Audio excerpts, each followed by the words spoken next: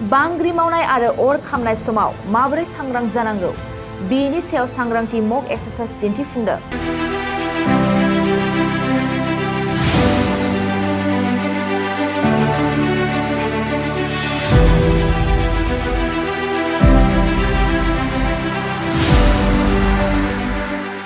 क'क्राझार जिल्ला disaster management आरो सालाकाटि एनटिपिसिनि CISFनि बानजायनायाव दिनै क'क्राझार सहराव थानाय माखासे बिल्डिंफ्राव मक एक्सारसाइजखौ दिन्थिफुंदों।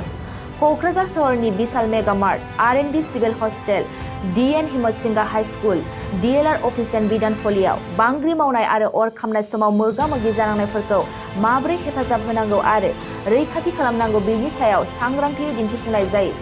আমাক এটা মক ড্ৰিল এক্সাৰচাইজ এটা কৰা হ'ল। আমাৰ এইটো সিমুলেশ্যন এক্সাৰচাইজ আমি কৰিলোঁ 9টা বজাৰ পৰা ষ্টাৰ্ট কৰিছোঁ। আমি এইটো দেখাইছোঁ যে 9.3 9টা বাজি 3 মিনিটত আমাৰ ৰিক্টাৰ স্কেল 8.7 এটা ভূমিকম্প আহিছে আমাৰ তেজপুৰত আৰু সেইটো আমাৰ কোকৰাঝাৰতো হিট কৰিছে। এইটো এতিয়া এৰাউণ্ড 7.5 আমি পাইছোঁ ইয়াতে। আৰু ইয়াৰে পৰিপ্ৰেক্ষিতত আমাৰ 5 জাগাত মানে আমি ক্ষতি দেখা পালোঁ আৰু ইমিডিয়েটলি আমাৰ EOC এটা ছেটআপ কৰা গ'ল।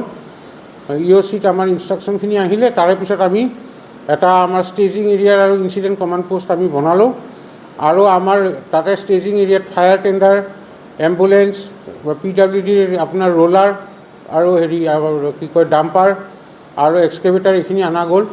তাৰপিছত ফায়াৰ টেণ্ডাৰখিনি আহিলে, dead body carrying van extra গোটেইখিনি আহিলে। তাৰপিছত আমি মেইনলি 5টা স্পটত আমাৰ হৈছে।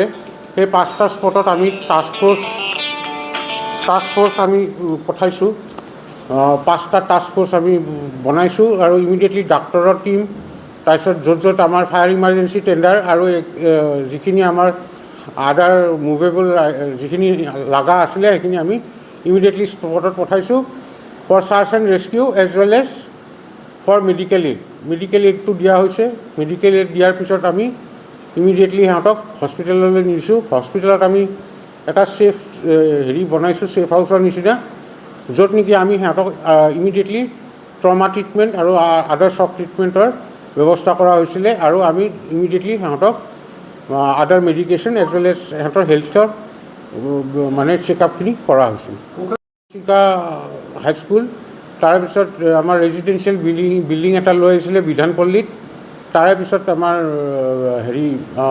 বিশালত লোৱা হৈছিলে, তাৰে পিছত DLR অফিচ আৰু চিভিল হস্পিটেল নিজেই, য'ত নেকি অলপ তাতে কলাপছ এটা পাৰ্ট কলাপছ হৈছিলে।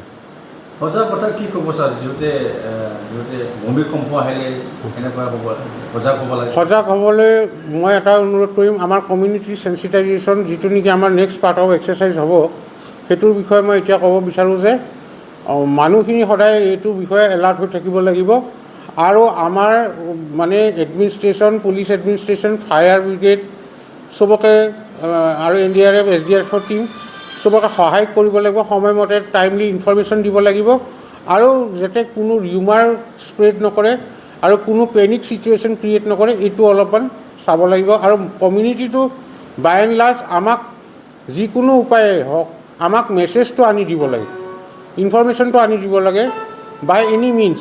হয়তো সেইখিনি সময়ত ৰোড শ্ব'ড ব্লকেড হ'ব, সেইখিনি সময়ত কমিউনিটিয়ে কেনেকৈ আমাক সোনকালে পঠাই দিব পাৰে মেছেজটো, আইদাৰ বাই ৰানাৰ অৰ বাই চাম আদাৰ মিনছ, যিটো সুবিধা হয় সেই মেছেজটো যাতে কমিউনিটিৰ পৰা আমালৈ ইমিডিয়েটলি আহে। কোনোবাটো মানুহ ট্ৰেপ হৈ আছে, কোনোবাটো বিল্ডিং জাষ্ট কলাপছ হৈছে, পিছত আফটাৰ শ্বকত কলাপছ হৈ যাব পাৰে, সেই ইনফৰমেশ্যনটো আমাক ইমিডিয়েটলি কেনেকৈ দিয়ে এই কমিউনিটিটোৰ এটা ৰেছপনচিবিলিটি থাকে।